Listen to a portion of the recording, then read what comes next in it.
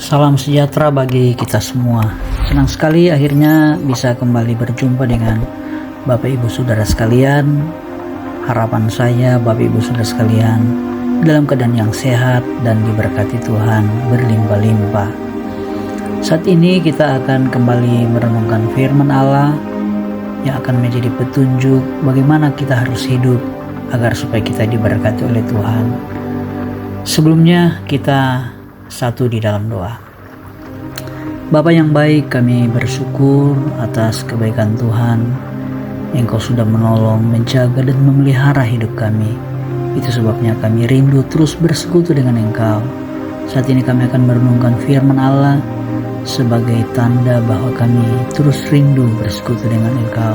Itu sebabnya Engkau tolong buka akal pikiran kami, mampukan kami untuk mengerti kehendak dan rencana mau lewat firman. Kuasa kegelapan yang akan mengganggu kami tolak dalam nama Yesus Kristus. Kami akan mulaikan merenungkan firman di dalam nama Tuhan Yesus Kristus, Tuhan dan Juru Selamat kami. Haleluya. Amin. Bapak Ibu Saudara sekalian yang saya kasihi di dalam Tuhan Yesus Kristus, pembacaan firman Allah saat ini terdapat di dalam Efesus pasal 4 ayatnya yang ke-13, berbunyi demikian.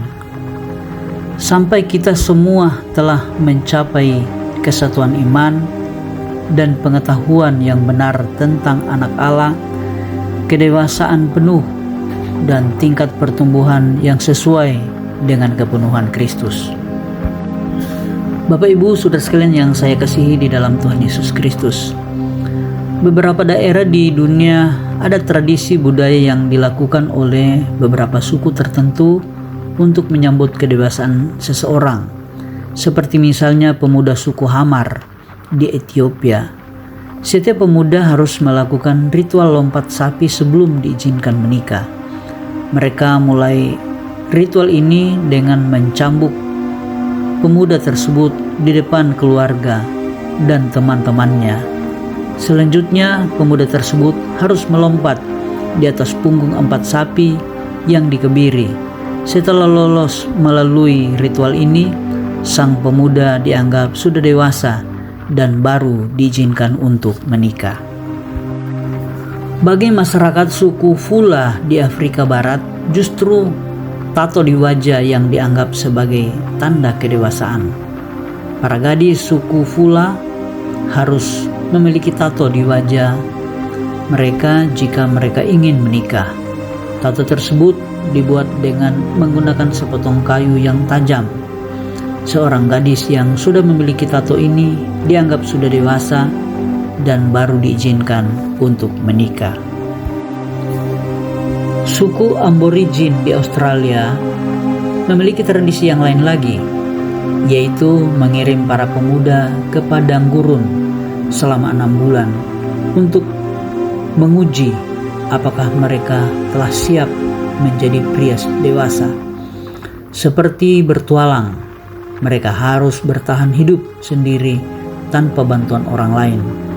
Setelah berhasil bertahan hidup dan melewati rintangan pada saat melakukan ujian ini, mereka dapat kembali ke rumah dan dinyatakan telah menjadi laki-laki sejati.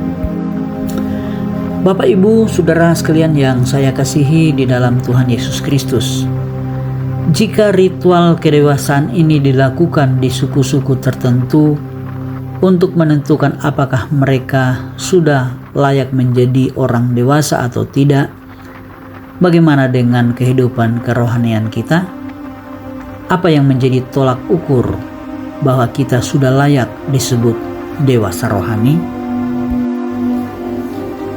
Bapak Ibu Saudara sekalian yang saya kasihi di dalam Tuhan Yesus Kristus, kedewasaan rohani kita ditentukan oleh seberapa salehnya kita menjalani hidup sehari-hari. Hidup saleh artinya hidup taat kepada perintah Allah dan hidup menjaga kekudusan di tengah-tengah dunia yang semakin rusak ini. Jadi, hiduplah kudus di hadapan Tuhan agar supaya kita menjadi orang-orang dewasa yang berhak untuk dipercaya oleh Tuhan atas berkat-berkat-Nya yang ajaib. Kita satu di dalam doa. Bapa yang baik, kami bersyukur saat ini kami boleh kembali merenungkan firman Allah yang mengajar kami agar supaya kami boleh hidup saleh dan menjadi dewasa di dalam Engkau, agar supaya kami boleh menjadi pewaris-pewaris janji Allah yang ajaib, sebab hanya kami yang dewasa secara rohani yang berhak atas janji-janji Allah. Tanamkan firman-Mu dalam setiap hati dan pikiran kami, mampukan kami untuk mempraktekannya agar supaya kami boleh menjadi orang-orang dewasa di dalam Tuhan. Ampuni dosa kami, dalam nama Yesus kami sudah berdoa dan bersyukur. Haleluya, amin.